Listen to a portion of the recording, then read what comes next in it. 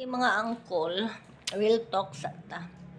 Magkatawa jud ko ani mo po, nakanako nabasahan na po sa Facebook ba nga. May pa kuno may pa mag-affirm na lang ta kawa man ni mga klaro ang mga Pinoy or wa man ni mga klaro ang mga lalaki sa Pinas, mulaging ana ba something like that. Ngano man gatuod di ka nga ahang affirm na ay mga na ay klaro or unsa. Whatever nationality you have, I mean dili jud na siya sa nationality sa tao. Sa tao jud na siya, dili na siya ma-afama Pinoy maunsa ka din ha. Batasan guys tao, batasan na jud na. Mausab ra nag-usa ka adlaw, duha ka adlaw, ikatulo ka adlaw, mo balik ra gyapon na ang original nga batasan. Mauna, di ta magsigi og kuan ba. Dili ta magsigi og reklamo nga. Wa ni ayo tawhanan nga batasan jud na sa tao, and you suffer what you tolerate. So ikaw ra gyapon mo, ikaw it's up to you sa choice nga imong gipili. So ikaw ra gyapon mag-suffer sa choices na imong gipili sa imong life. So di ta mo basol og lain tao.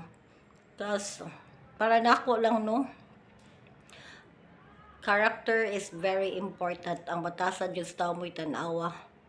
Bahalag dili kay dato, dili kay anak kwartahan, dili kay as long as naay respeto nimo. Mao jud nay pinaka-importante kay ngano man nakasuway bitaw ko gafam unsa man unsay tan-aw nila ka sa Pilipina ha.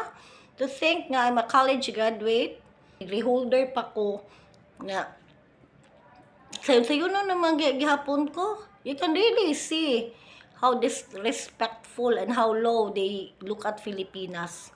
Kung sila tanaw sa mga Pilipina, maka-feel jud ka. So dili ta mo reklamo nga kuan.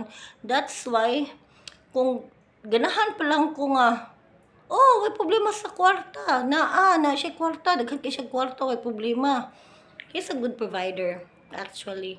But, free ba ka mo express sa imong emotions? Dili. Kay dili magpahilabot. Kinahanglan kontrolon sad ka. So, unsa man, sa mga pilion, kwarta or ang self-respect nimo? Because, let's admit it, some Filipinas, they're willing to lower their standards just for money. So, mga di sa ta reklamo, di ta magsigig reklamo anang kalaway klaro kay kita mismo ang naghimo. Kita mismo, how do you say it? Kay kita ra mismo ang naghimo sa atong mga choices. So, mao na mo suffer jud ta pirmi kung ato na i-tolerate. So, it's dili ta sigig blame og mga tao. So, that's it. So, at the end of the day, it's still you yourself who's making those choices. Then you need to choose wisely. Don't blame it on anyone. Blame yourself. Why that happened? Because you always suffer what you tolerate. And if you have self-respect, then